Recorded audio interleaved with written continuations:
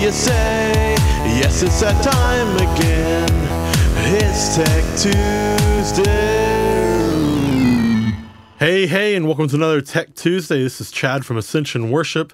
This week we've got a video that will be helpful for a lot of you. It's called When It Hits the Fan, What to Do When Everything Goes Wrong. So I was in a church recently where they were just having a rough day. Everything came together in the end, but there were a lot of little issues that kind of snuck up on them over time. They'd been in their own building for a little over a year, and sometimes things just happen. But in the end, it made for a really good learning experience for them, for me. And so I wanted to kind of share some of the things that we learned from that I think will be helpful for you.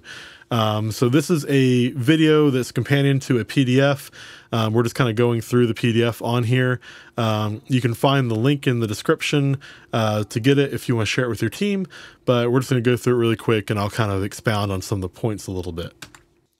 So first off, before you even get to the service, it's important that you've got some preventative measures to kind of look after your equipment and your team. So let's start with cables. Cables don't have to be crazy expensive. They don't have to be studio grade cables, but you need to use good cables. For us, we typically do installs, and our own equipment is with Livewire cables. If you have a Guitar Center near you, Livewire is the store brand. They are very affordable.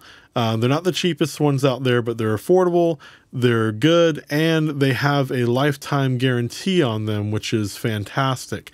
So if they go out, which I've only seen maybe 2 or 3 in my entire, professional career go bad, but if they do, you can just go in and switch them out at a Guitar Center. So that's really helpful. I've heard differing things on some like the Amazon and Monoprice, or as I call it, Monoprice cables. So those are kind of hit or miss. Make sure you read the reviews, and if you're going to buy really cheap cables, have extras available just in case. So yeah, I'd be kind of careful on that, but buyer beware. Once you get your cables, make sure that you're wrapping them correctly. I haven't done a video on this yet, but if you look up on YouTube what's called over-under, that is how I would suggest you wrap your cables. What I don't want you to do is the whole hand-to-elbow technique that a lot of people use for extension cords. If you've seen an old extension cord where it's all spirally and gross looking, that's because of that wrapping technique. It's not good for your cables. It makes them look really bad. I do not suggest it for any cable that is going to go on or near your stage. Wrap them over under. Once you've wrapped your cables, then make sure you use some sort of Velcro or string or whatever you need to do to tie off your cables. If you don't have that, then you can tie the cables up themselves. I don't encourage this technique, but it's better than nothing, because what I don't like you to do is to have to go to pick up one cable, and now it's become a spaghetti monster of 60 cables all glued together. That always happens at the worst possible time. So make sure that you're tying your cables properly before you put them on a shelf or in a bin or however you're doing that. Especially if you're a mobile campus, that will bite you if you don't keep on top of that. Strategic wireless. Wireless is a tricky beast. It's important that when you buy your wireless mics, that you buy mics that are made to work together on the right frequencies. It's important that you buy, just like with cables, good wireless mics. They don't have to be crazy expensive. I hate putting a number on it, but I've found that usually per microphone, $400 to $600 is a good starting point.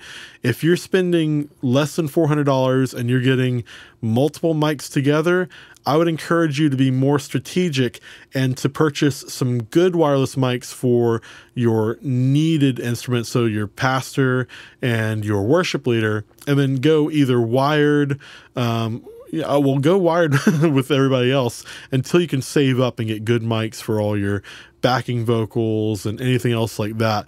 It's not necessary to have everything be wireless, and it can cause more problems than it fixes sometimes. So to put it in perspective, a good wireless mic that I like to use is about $600. The wired equivalent is $100. So per person, you can save $500, not including the cable. And so be strategic with your wireless mics. Make sure they can work together. Also, be strategic with your power. You want to avoid using surge protectors on things, cheap surge protectors on things with high draw. So your dimmer packs may cause a surge protector to pop. I've had issues where we've tried to put amplifiers for subs on a surge protector. So make sure you know the limits of what your surge protector can handle, and that you have evenly balanced your electrical loads on your different available outlets. So especially if you're in a church that meets in an older school or anything like that, it's important to know how much you can actually run before you start running into issues. During rehearsal, try pushing everything to 100% and see at what point does it start to make things pop. So that way you can know, well, okay, maybe our house lights need to cap off at 75% so we can avoid this issue. With your batteries, if you're going to keep a box of used batteries for maybe for the youth group or whatever, make sure you label them as used batteries so you don't accidentally put them back into rotation on those important microphones like your pastor's mic. It's important that you assign somebody to be responsible to know when to change batteries and to take care of that, so that it doesn't fall through the cracks. This is important. Sound check regularly. Even if you're in a permanent location or if you're in a mobile location and you don't feel like you have time, you need to make time. It's important that you do even a very quick sound check or line check, so that you can catch these things before they become an issue. So just make sure that's a part of your week-to-week detail. Set up lines of communication. This can be a talkback mic, comms, group text, whatever you can do. Talkback mic should be the bare minimum of what you can set up on here so that if something goes bad, you have some sort of way to talk to somebody and get things going, because you may be stuck behind the mixer and not be able to go up on stage to fix it. You need to at least be able to talk to the music director and say, hey, this microphone's not on, or that amplifier's not on, whatever it's going to be. Set clear responsibilities for team members. So especially if you're in a mobile church, make sure there's someone who's in charge of the batteries, for example, someone who's in charge of getting everything plugged in on stage, someone who's in charge of front of house, all these things. Make sure you break those down into bite-sized pieces for your team members, and it'd be a good idea to have some checklists available so you can guarantee that things are getting done each week. Also, have a backup plan ready. If and when something breaks, make sure you have a way to get that fixed. Pretty basic. Don't move or change anything major between rehearsal and service. This seems so obvious, but I've seen it happen a lot. If you do have to move something, maybe for the way the pastor wants to look for their sermon series or whatever, that's fine. Just make sure that you do a line check on anything that you've moved, because sometimes those little things will get you. This is really important. Make sure you cross-train yourself and your team. I myself am an audio guy through and through. I know enough about lighting to be dangerous, but I try to stay out of it. But I do know enough so that if something were to happen and our lighting guy got sick at the last moment, or had to go to the bathroom, whatever it's going to be, I can hop on and just kind of keep things going until he or she gets back. Finally, make sure that you restrict sensitive areas. I mentioned that because of a few weeks ago, we were at a church where the guitarist amplifier quit working. The microphone was fine, but the amp was both turned off and the master level turned all the way down. No one could figure out who did it. The most common theory is that someone's child walked back there and was just messing with the knobs on the amp. So I don't know if it's true or not, but the area, it could have happened. So it's important that you have important areas like where amps are, where your console is restricted. I'm not a huge fan, don't hate me for this, but I'm not a huge fan of children being loose on a stage or important areas, just because these kinds of things happen. Expensive guitars get knocked over all the time. So restrict your sensitive areas. So let's say you've done everything right, you've checked everything beforehand, and still something breaks, because that's going to happen from time to time. There's a few things you can do during the service to catch that and to fix things. First one is to learn to read body language. So with your people on stage, if they have in-ears, if you see them constantly touching their body packs or their in-ears or their equipment, that means that they're nervous and something isn't right and they're trying to fix it themselves.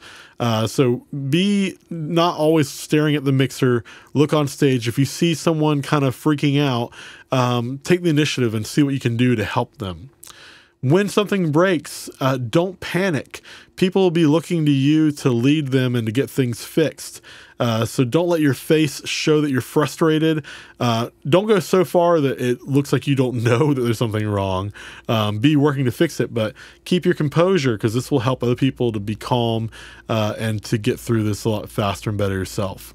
You're going to need to prioritize your issues. So, for example, not to belittle a backing vocalist, but let's say a backing vocalist microphone goes out, but I know that the pastor is about to walk out on stage. I need to be ready to put the pastor's microphone up in the mix.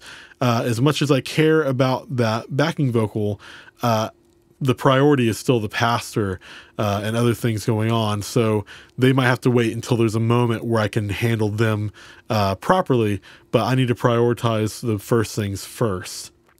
Use your lines of communication. Like I said earlier, talkback mic, comms, group text. Make sure that you're using those when something goes wrong so you can get someone to help you get some support. And then finally, adapt. You can't always fix everything, so you're going to have to just make it work sometimes. So maybe your subs have gone out. Well, okay, maybe at that point you can try and make the kick drum a little bit more top heavy so you can still hear it, but it's not trying to pull from the subs. If the track lines have gone out, okay, we'll push up your live instruments a bit more and try and get some things out of that you wouldn't normally use. If you're a musician, it's important that you know all the melody lines that are in the tracks so that if the tracks go out, you can still cover them and not make it feel really empty. Once you've had kind of an off Sunday, it's important that you do some things after the service. The most important one is that you have a debrief with your team.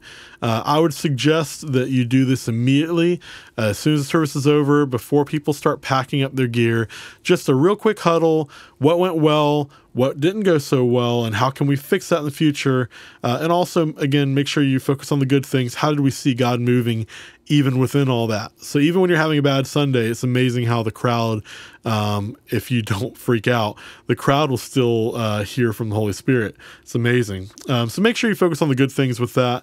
The other thing is easy to kind of push this off, but make sure you're doing it every week, even when there's not a bad service, because then you're setting the standard that we always do a debrief after the service. And it's not a, hey, you dropped the ball kind of reasoning. It's just, it is what it is. We do a debrief every time. So that way people don't feel like they're being called into the principal's office just because something didn't go great that week. When you're doing your debriefs, make sure that you're not passing blame around. Receive any blame that is yours and make sure that you handle it in the future. But it's really important that as a team, you learn how you can help even when someone else has dropped the ball or is experiencing an issue. For example, if your worship leader's microphone dies in the middle of a song, if you're a backing vocalist, maybe what you could do to help out is hand them your microphone until the tech team can come up and switch out the mics and get you back up to where you should be. Little things like that will be really helpful as a team to get you through these things. And finally, no matter how bad your service is, it's important to remember that it's literally not the end of the world unless it actually is, which hasn't happened yet, obviously. So God is still on the throne. No matter how bad the service is, God is good, and you just need to learn from your mistakes and move on. It's not the end of the world, not yet anyway. So I hope this has been helpful for you. Please feel free to share this PDF with your team. Again, you can find it in the description of the video. If there's anything you'd like to add or any questions that you have, please leave a comment below in our YouTube page. And yeah, thanks for watching. Until next time, have a great week. Again, this is Chad from Ascension Worship. I hope this has been helpful for you and your team. Come back here every Tuesday for new information.